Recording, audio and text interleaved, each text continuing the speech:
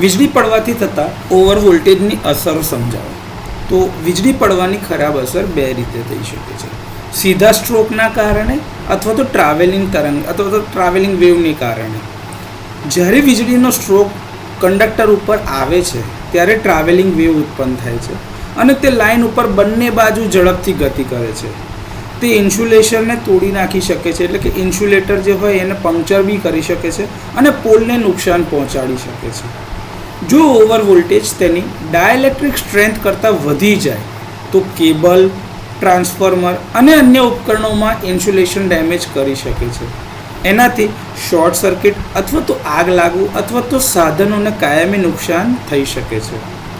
Relay, control system અને communication line જેવા સંવેદનશીલ ઇલેક્ટ્રોનિક્સ અને પાવર સિસ્ટમ કમ્પોનન્ટને નુકસાન અથવા તો એને પરમનન્ટ ડેમેજ થઈ શકે છે. પાવર ટ્રાન્સફોર્મર અને સર્કિટ બ્રેકર્સ ઇન્ટરનલ આર્કિંગ અથવા તો મિકેનિકલ ફેલિયરનો અનુભવ કરી શકે છે. મિકેનિકલ ફેલિયર એટલે કે યાંત્રિક નિષ્ફળતા અને આંતરિક આર્કિંગ એટલે કે ઇન્ટરનલ આર્કિંગ. બે વાઇન્ડિંગ વચ્ચેના ઓવર વોલ્ટેજને કારણે આર્ક ઉત્પન્ન થાય છે અને સામાન્ય વોલ્ટેજ આ આર્કને જાળવી રાખે છે, જેના લીધે વાઇન્ડિંગને વધારે નુકસાન થાય છે. ઓસિલેશન ઉત્પન્ન થાય છે, તેથી લાઇન સાથે જોડાયેલા અન્ય ઘટકોને અથવા તો અન્ય ઉપકરણોને નુકસાન થઈ શકે છે.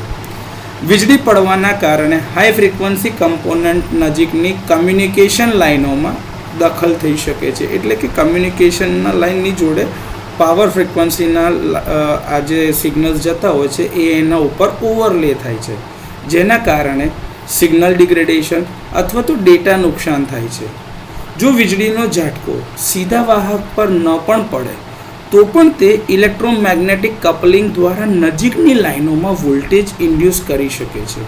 આનાથી માલ ફંક્શનિંગ એટલે કે ખોટી ટ્રિપિંગ થવું, ફોલ્ટ થવું અથવા તો સંચાર સિગ્નલને નુકસાન થઈ શકે છે. ઓવર વોલ્ટેજના લીધે ફ્યુઝ અથવા તો બ્રેકર્સ જેવા રક્ષણાત્મક ઉપકરણો ટ્રીપ થઈ શકે છે. આનાથી પાવર આઉટેજ થાય છે.